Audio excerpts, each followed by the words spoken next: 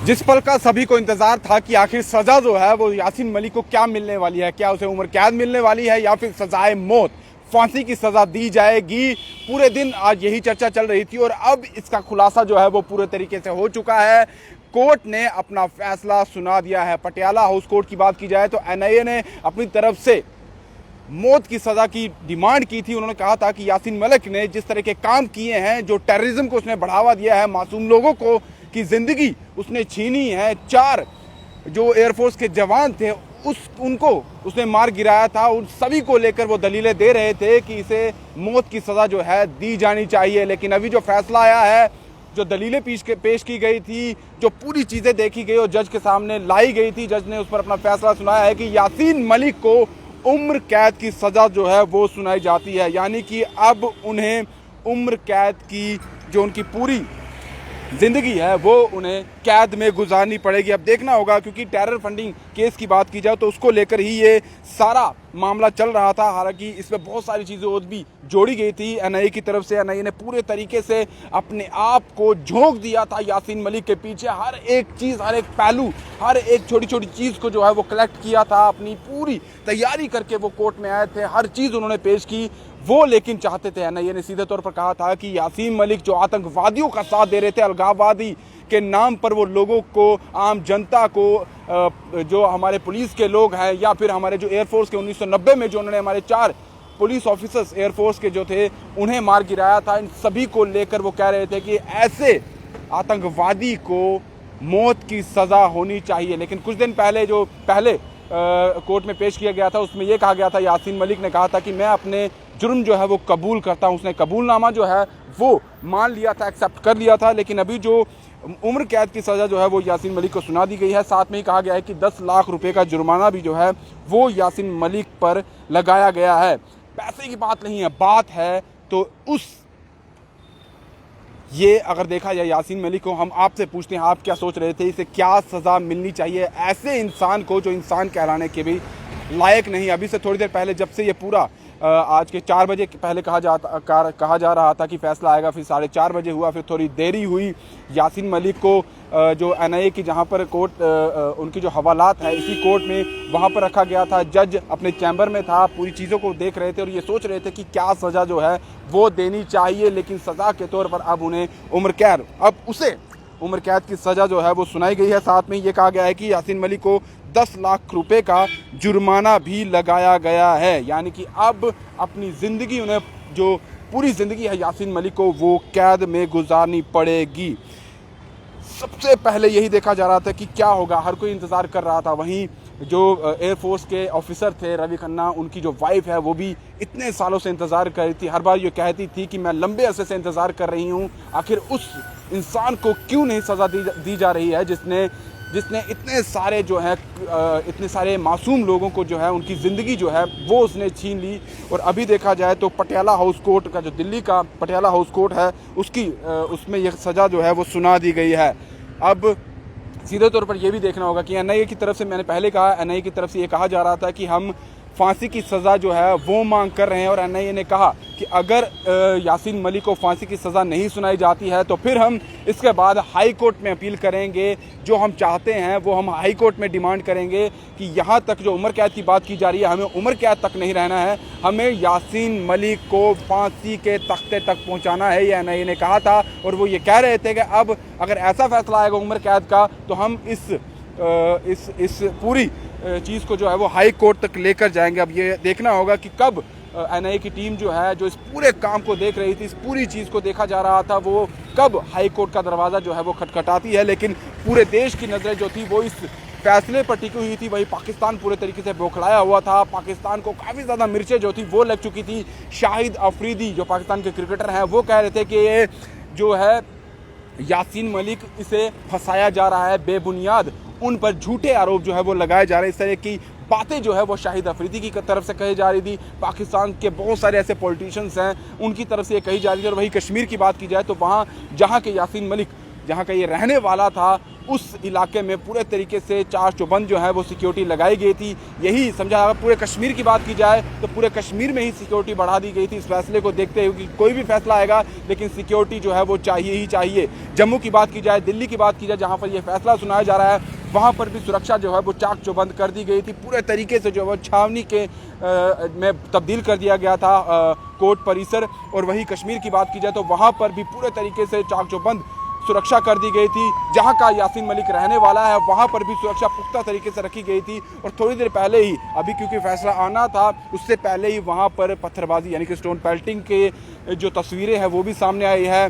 Free Kashmir के जो नारे हैं, ऐसे वीडियो सामने आए कि वहाँ पर फ्री कश्मीर के नारे भी, आज़ादी के नारे भी जो है कश्मीर में लगाए गए हैं। और उसके बाद ये कहा जा रहा था कि जो यासीन मलिक है वो फ्रीडम फाइटर है, उसके साथ ऐसा नहीं होना चाहिए। यानी कि यासीन मलिक को जो लोग हैं वो फ्रीडम फाइटर कह रहे हैं। ऐसे इंसान को फ्रीडम फाइटर कहा जा रहा है जिसने मासूम लोगों की ज़िंदगी ली, मासूम लोगों को जो है मौत के घाट उतारा। सीधे तौर पर जो है ये अभी देखा जाए तो हमारे बहुत सारे लोग ये देख रहे थे, अभी काफ़ी ज़्यादा कमेंट्स भी हमें आ रहे हैं कि हम चाहते थे कि हम इस उम्र कैद की सज़ा जो है इससे बेहतर हम चाह रहे थे कि हमें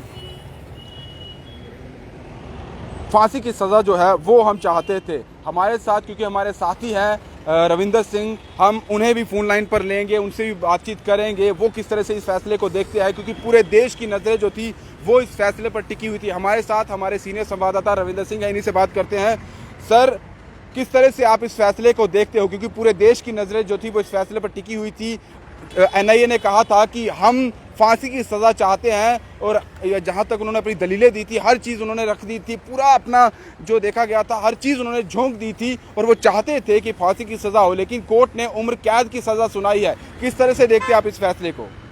बिल्कुल राहुल साहब, सुबह से पूरे देश की नजरें इसी फैसले पर टिकी हुई थी। हालांकि ये फैसला बहुत पहले आ गया था लेकिन अदालत ने इसको सुरक्षित रखा था। जो फैसला आया है लाइफ इम्प्रिजनमेंट का, इसमें आपको समझना होगा ये 14 साल की लाइफ इम्प्रिजनमेंट नहीं है।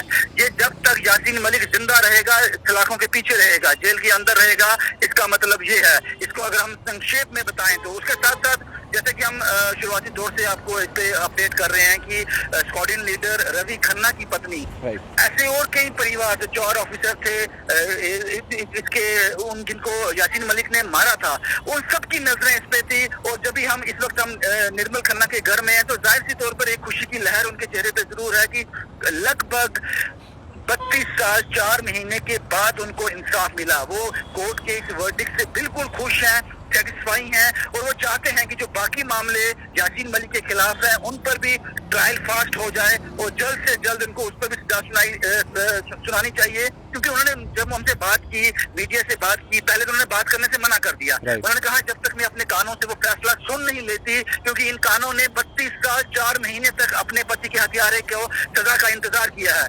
जब वो फैसला मेरे तक आ जाएगा फिर मैं आपसे बात करूंगी। लेकिन जब बहुत देर होगी इस फैसले आने में तो उन्होंने फिर हमसे बात की। उन्होंने कहा सबसे ज्यादा दुख मुझे इस बात का है कि इस सारी चीजों में 32 साल 4 महीने लगे। मेरे पति का कातिल 32 साल 4 महीने तक जिंदा रहा, खुला घूमता रहा और जो देश की सरकारें थी उस वक्त की वो उसको फेलिसिटेट करती रही, उसको रेड कार्पेट उनको मुहैया करवाया गया। ये सबसे ज्यादा दुख था मेरे लिए। और उन्होंने जब ये फैसला आया लाइफ इम्प्रिजनमेंट का तो जाहिर सी बात है उनके चेहरे पे खुशी जो है वो जरूर देखने को मिली। हालांकि वो 4 फैमिलीज, बाकी 3 फैमिलीज हैं जिन जो ऑफिसर को यासीन मलिक ने मारा था उनके हम रिएक्शन तो नहीं ले पाए, लेकिन निर्मल खन्ना, इनके चेहरे पर एक सुकून है, एक संतुष्टि है कि 32 साल 4 महीने के बाद आखिरकार जस्टिस उनको मिला। और वो चाहती हैं कि जो बाकी मामले यासीन मलिक के खिलाफ हैं जल्द से जल्द कोर्ट उसमें ट्रायल फास्ट कर दे और जल्द से जल्द सजा सुनाई दी जाए उस पे।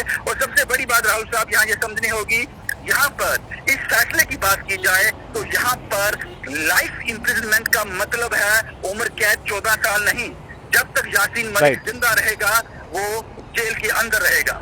सर ये मैं जानना चाहूंगा क्योंकि पूरे देश की जो है नजरें इस फैसले पर टिकी हुई थी। उम्र कैद की सजा सुनाई गई है, जिस तरह से आप कह रहे हैं कि रवि खन्ना की जो वाइफ है वो इंतजार कर रही थी कि क्या फैसला आता है।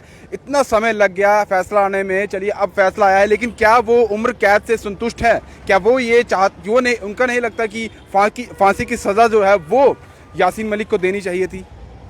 एब्सोल्युटली राहुल साहब, ये हम समझ सकते हैं, उनकी मन की पीड़ा समझ सकते हैं, लेकिन जब वो फैसला उन तक पहुंचा, हम उनके बिल्कुल सामने खड़े थे, उनकी आंखें भीग गई, लेकिन उस फैसले में कहीं ना कहीं एक उनका, हालांकि शब्दों में उन्होंने बयान नहीं किया, लेकिन उनकी आंखों ने बयान कर दिया कि वो शायद संतुष्ट नहीं है, लेकिन उनकी जुबान ने कहा कि इस फैसले का मैं रिस्पेक्ट करती हूँ, क्योंकि ये कोर्ट, ऑनरेबल कोर्ट की तरफ से आया है, और मैं उम्मीद करती हूँ कि 32 साल 4 महीने के बाद जो इंसाफ हमें मिला है, ये इंसाफ किस्तों में मिल रहा है, इंस्टॉलमेंट्स में मिल रहा है, लेकिन जो बाकी केसेस यासीन मलिक के खिलाफ हैं, मैं उम्मीद करती हूँ वो भी जल्दी खत्म हो जाए, क्योंकि उम्मीद अभी बाकी है। अगर आप ये कहें कि लाइफ इम्प्रिजनमेंट से निर्मल खन्ना और वो परिवार संतुष्ट हो गए हैं, ये उस तरह का हम नहीं कह सकते, क्योंकि ये केस जो था, ये इसका जो आधार था वो टेरर फंडिंग था, तो जाहिर सी बात है उसमें लाइफ सेंटेंस का तो मुश्किल रहता वो, लेकिन ये कोर्ट बेहतर जानता है जिस तरह से उन्होंने इस पर फैसला सुनाया। लेकिन जो बाकी केसेस चल रहे हैं यासीन मलिक के खिलाफ, उस पर जरूर इन लोगों की अब नजर रहेगी। हालांकि कहीं न कहीं राहत की सांस इन परिवारों को, उन पीड़ित परिवारों को जरूर मिली है, जिन्होंने एक लंबा इंतजार किया है, 32 साल 4 महीने। राहुल साहब सर ये जानना चाहेंगे क्योंकि फैसला ये आ रहा था, हर तरफ जो है इसकी खुशी मनाई जा रही है, चलिए सजा मिली है, उम्र कैद मिली है, खुशी है, लेकिन कश्मीर में अगर देखा जाए वहां पर आज थोड़ी देर पहले कुछ विजुअल्स आए हैं, पत्थरबाजी के विजुअल्स आए हैं, सिक्योरिटी पहले से ही टाइट रखी गई थी। ये सिक्योरिटी फोर्सेस को ये मालूम था, इंटेलिजेंस को मालूम था कि इस तरह की जो खबरें हैं वहां से आ रही हैं। अब किस तरह से देखते हैं कि वहां पर अभी भी लोग जो ये चाह रहे थे, फ्रीडम फाइटर का नाम जो है वो यासीन मलिक को दिया जा रहा था, किस तरह से आप देखते हैं? ये बहुत बदकिस्मत है राहुल साहब। मैं आपको बता दूं, जो पिछली सरकारें रही हैं, जैसा कि मैंने पहले बताया, उन्होंने यासीन मलिक को फेलिसिटेट किया है, उसको एक रेड कारपेट मुहैया करवाया है, जबकि वो सब जानते थे। ये बड़ा बदकिस्मत है। और अगर मैं आपको एक चीज और यहाँ पे ऐड कर दूं, जो पत्थरबाज आप देख रहे हो, जो इस तरह की नारेबाजी कर रहे हैं, ये एक गिना चुना नंबर है। अगर तो सरकार कोई और होती, इस वक्त बहुत मजबूत सरकार है सेंटर में, तो जाहिर सी बात है इस तरह के फैसले लिए गए हैं, इस तरह की चीजें की गई हैं। 370 और 35 पे जब फैसला आया था तो एक जान भी कश्मीर में नहीं गई थी। हमने देखा कि कश्मीर की सड़कें छोटी सी बात को लेकर लाल हो जाती थी, लेकिन इस बार जो एक मजबूत सरकार है, और जो आपको समर्थन आप देख रहे हो, कुछ विजुअल्स आ रहे हैं सोशल मीडिया पर वायरल हो रहे हैं, ये एक गिना चुना नंबर है।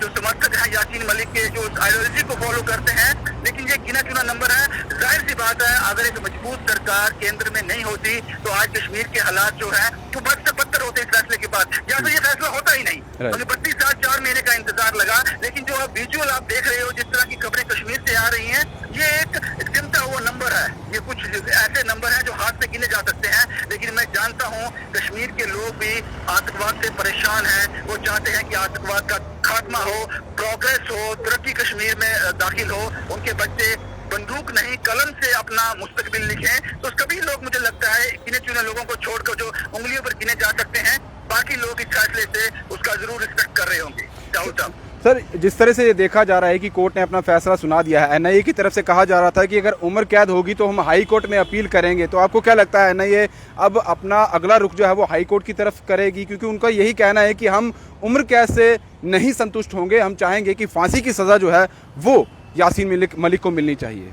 एब्सोल्युटली राहुल साहब, आपने बिल्कुल ठीक कहा, क्योंकि ये कहा जा रहा है कि टेरर फंडिंग का केस था, तो इसमें ये पॉसिबिलिटी नहीं है। लेकिन आप इसको समझिए, अगर इसको आप संक्षेप में जाएंगे, टेरर फंडिंग का मतलब होता है कि आप टेररिस्ट के हाथ मजबूत कर रहे हो, आप उनके हाथ से जो गोली निकल रही है, किसी की जान ले रही है, आप उसके भागीदार हो, आपका उसमें रोल है, आपने उसमें योगदान दिया है। तो ये समझना होगा कि टेरर फंडिंग के केस को लेकर भी इस चीज को देखा जाए कि यासीन मलिक के हाथ जो है पता नहीं कितने बेगुनाहों के खूनों से रंगे हुए हैं, क्योंकि वो टेरर फंडिंग यासीन मलिक के द्वारा ही की गई है। जो बढ़ावा आतंकवाद को मिला है कश्मीर में, उसमें अहम रोल रहा है यासीन मलिक का, और शायद यही वजह हो सकती है कि NIA डिमांड कर रहा है। उन्होंने पहले भी कहा था कि अगर ये उम्र कैद होती है तो हम हाई कोर्ट का रुख करेंगे।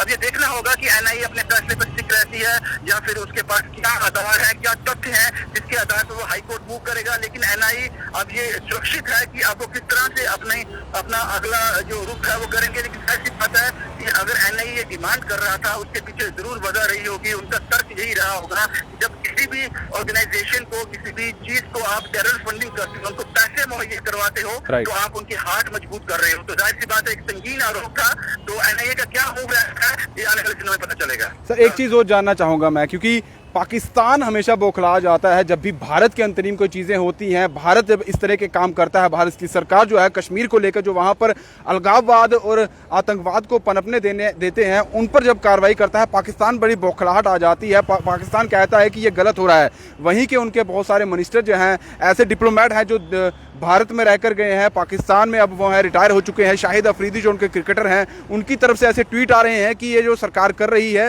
ये झूठे आरोप जो है यासीन मलिक पर लगा रही है, वो एक फ्रीडम फाइटर है। पाकिस्तान को आप किस तरह से देखते हैं कि उनकी तरफ से बहुत सारी चीज़ें ऐसी आती है और उनकी तरफ से ये कहा जा रहा है कि हम UN में अपील करेंगे यासीन मलिक को लेकर। सर जाहिर सी बात है राहुल साहब, आप हर कोई चाहता है कि जो कुर्सी इमरान खान ने छोड़ी है अब किसी और के पास है, कल हमारे पास आ जाए। वो अपने लोगों को खुश करने के लिए ये दिखाना चाहते हैं, हालांकि वो कुछ कर नहीं सकते इस पे। उनकी इतनी पहुंच ही नहीं है कि भारत के अंतरिम मामले में वो कुछ अपनी टांग लड़ा सकें या टिप्पणी कर सकें या कुछ एक्शन कर सकें। सिर्फ बातों से वो ये अपनी लोगों को, जो उनके वोटर हैं, उनको रिझाने की कोशिश करते हैं कि जनाब हम भी कश्मीर के साथ हैं, ताकि उनको वहां से सिंपैथी मिले, उनको वोट मिले। ये सिर्फ कश्मीर मुद्दा पाकिस्तान के लिए सिर्फ पाकिस्तान में सरकार बनाने तक सीमित है। अपने लोगों को ये यकीन दहानी करानी है कि हम कश्मीर के लोगों के साथ हैं, वहाँ जुल्म हो रहा है, जो कि बिल्कुल झूठ है। तो जाहिर सी बात है जब इस तरह के बयान शाहिद अफरीदी की तरफ से आ रहा है कि यासीन मलिक को बेबुनियाद आरोपों में घेरा जा रहा है, तो जाहिर सी बात है उनको भी शायद क्रिकेट का उनका जो सफर था वो खत्म हो चुका है और आगे उसका फ्यूचर जो है उनको कुछ दिख नहीं रहा। तो लगता है कि उन्हें राजनीति में हाथ गर्म कर लिए जाए। तो ये मौका यासीन मलिक के कंधे पे पांव रखकर ये मौका उनके लिए अच्छा है। तो इसीलिए इस तरह की बयानबाजी की जा रही है। सर आखिर में ये जानना चाहूँगा कि जो यासीन मलिक है उसे भारत सरकार ने उम्र, यानी कि भारत सरकार की बात की जाए, उनकी तरफ से ही ये सारी चीज़ें की गई हैं। जो पहले सरकारें थी उन्होंने इस तरह की और तवज्जो नहीं दिया, बहुत सारी फैसिलिटी जो है वो अलगाववादी नेताओं को दी गई। अब मैं ये जानना चाहूँगा, क्योंकि भारतीय जनता पार्टी जो है वो जब सत्ता में आई थी, उनका ये एक पहला मोटिव था कि कश्मीर से आतंकवाद मुक्त हमें करना है, और साथ ही जो ऐसे नेता है जो कश्मीर में इन चीज़ों को बढ़ावा देते हैं, उनकी नकेल कसनी है, उन्हें ख़त्म करना है। अब आप किस तरह से देखते हैं, क्योंकि भारतीय जनता पार्टी की बाकी चीज़ें हम छोड़ दें, जिस तरफ वो जाना चाहती थी, जो चीज़ें वो करना चाहती थी, 370 तोड़ना था, तोड़ दिया उन्होंने, अब ये चीज़ें वो कर रही है। किस तरह से आप देखते हैं भारतीय जनता पार्टी को इन फैसलों को लेकर? बहुत ही अहम सवाल पूछा आपने राहुल साहब, क्योंकि सब कुछ निर्धारित करती है उस देश की सरकार। नरेंद्र मोदी गवर्नमेंट ने, जो मौजूदा गवर्नमेंट है सेंटर ने, बहुत ही सराहनीय काम किए। इन्होंने जो बड़े बड़े फैसले किए हैं, जिनको लोग कहते थे कि 10 बार भी नरेंद्र मोदी प्रधानमंत्री आ जाएगा तो ये फैसले नहीं हो सकते, ये इम्पॉसिबल है, उन इम्पॉसिबल को पॉसिबल किया है नरेंद्र मोदी ने। तो जाहिर सी बात है जब इस प्रीतम ये खन्ना जो स्क्वाड्रन लीडर की वाइफ है रवि खन्ना की, जब हमने इनसे बात की, इनसे सुना, तो आप वो शब्दों को मार्क कीजिए, उन शब्दों को समझिए, उसकी विडंबना समझिए, उसके अंदर की चीज को समझिए। उन्होंने कहा मुझे सबसे ज्यादा दुख इस बात का है कि मेरे पति के हत्यारे को 32 साल 4 महीने खुलेआम घूम रहा था, 32 साल 4 साल वो जिया। तो आपको ये समझना होगा यहाँ पर कितनी चीज थी, उन सरकारों से कितनी नाराजगी है इनको, ये आपको समझना होगा। और जाहिर सी बात है कि जो पिछली सरकारें रही है उनकी कमजोरी रही है, उन्होंने कम एक सॉफ्ट कॉर्नर रखा है इन लोगों की तरफ। और ये चीजें जो हैं ये किसी भी देश के लिए एक नुकसानदेह होता है, बदकिस्मत होता है। तो नरेंद्र मोदी गवर्नमेंट की यहाँ तारीफ करनी पड़ेगी। उन्होंने जिस तरह से आतंकवाद को खत्म करने का बीड़ा उठाया है, कोई भी चट्टान आ जाए सामने, कोई भी चीज सामने आ जाए, वो इससे परहेज नहीं करेंगे। मुझे आज भी याद है महबूबा मुफ्ती का वो बयान जब वो चीफ मिनिस्टर थी, जब बुरहान वानी का घेर लिया गया था, उसके इनकाउंटर से थोड़ी देर पहले उन्होंने कहा था कि अगर हमें पता होता कि बुरहान वानी इस बिल्डिंग के अंदर है तो हम ये नहीं होने देते। तो आप इस चीज को समझिए, उस मंशा को समझिए, उस दिमाग को समझिए। और नरेंद्र मोदी गवर्नमेंट ने, भारतीय जनता पार्टी ने इन सभी चीजों को विराम लगाया है और ये कहा है कि आतंकवाद की कोई भी जगह आप कश्मीर में, हिंदुस्तान में नहीं है। और उसी पर वो जो उन्होंने कहा था वो उन्होंने कर दिखाया। आज कितने परिवार, कितने लोग जो यासीन मलिक के हाथों शिकार हो गए, शहीद हो गए, उनको आज सुकून की राहत जरूर मिली होगी। राहुल साहब, शुक्रिया सर हमसे बात करने के लिए और पूरे पहलुओं पर और जो है क्लैरिफिकेशन देने के लिए। तो सीधे तौर पर आपने सुना हमारे सीनियर संवाददाता रविंद्र सिंह ने पूरी बात बताई है और यही चीज़ें हर कोई हिंदुस्तानी जो है वो देख रहा था, समझ रहा था, हर कोई ये जानता है। लेकिन कश्मीर की लीडरशिप की बात की जाए तो ये वो इसके अलग ही जो है राग अलापती है। बात की जाए जिस तरह से महबूबा मुफ्ती की यहाँ हमारी बात जो बातों बातों में बात निकली है, पहले भी हमने कहा कि महबूबा मुफ्ती की तरफ से ये कहा गया कि ये जो चीज़ें हो रही हैं इस तरह से नहीं होनी चाहिए। आप समझ सकते हैं ये वो कह रहे हैं जिनकी बहन को 1990 में किडनैप कर दिया गया था यासीन मलिक की तरफ से, और उनको छुड़ाने के लिए, उन्हें छुड़ाने के लिए यासीन मलिक ने 4 आतंकवादियों को छुड़ाया था। और तब के गृह मंत्री थे इनके पिता मुफ्ती मोहम्मद सईद, जो अब इस दुनिया में नहीं है। सारी चीज़ें सब जानते हैं क्या हुआ क्या नहीं हुआ, लेकिन अभी भी ये लोग जो है अपने अलग राग जो है अपना रहे हैं। क्योंकि जो इस वक्त मौजूदा सरकार है, केंद्र में जो बैठी हुई सरकार है, उन्होंने कश्मीर के जितने भी नेता हैं उनकी नकेल कस दी है। चाहे किसी भी चीज़ को लेकर हो, फंडिंग को लेकर हो, कुछ भी हो, पूरे तरीके से जो है उनका सुपड़ा साफ कर दिया है। और वहीं अलगाववाद, जो अलगाववादी नेता है, जो कि JKLF के सभी नेता थे, उन सभी को पूरे तरीके से बंद कर दिया गया। इसलिए ये सब लोग जो है छटपटा रहे हैं कि आने वाला जो हमारा फ्यूचर है वो क्या है। लेकिन फैसला आ चुका है, उम्र कैद की सज़ा जो है वो यासीन मलिक को मिल चुकी है। लेकिन अब NIA ने सीधे तौर पर कहा है, जो कहा उन्होंने, अब देखना होगा कितनी जल्दी जो है वो हाई कोर्ट का रुख करते हैं और वहाँ हाई कोर्ट में जब वो जाते हैं किस तरह की उनकी तैयारी रहती है और तब जज वहाँ के जो है वो क्या फैसला सुनाते हैं। क्योंकि अभी जो केस आया है वो टेरर फंडिंग से रिलेटेड केस में जो है उन्हें उम्र कैद की सज़ा सुनाई गई है। लेकिन बाकी चीज़ें भी अब साथ में जोड़नी होगी, ताकि जो चाहते हैं, आम जनता भी चाहती है, जिन लोगों को यासीन मलिक ने, जिन मासूम लोगों को मार गिराया था, उनके जो परिजन हैं, उनकी जो फैमिली है, वो जो चाहती है, वो NIA भी चाहती है कि यासीन मलिक को पूरे तरीके से मौत की सज़ा जो है वो मिलनी चाहिए। आपका क्या कहना है कमेंट बॉक्स में ज़रूर बताइएगा। फिलहाल दीजिए इजाज़त। दीपा भंडारी के साथ Rahul Singh, the state central के लिए नमस्कार।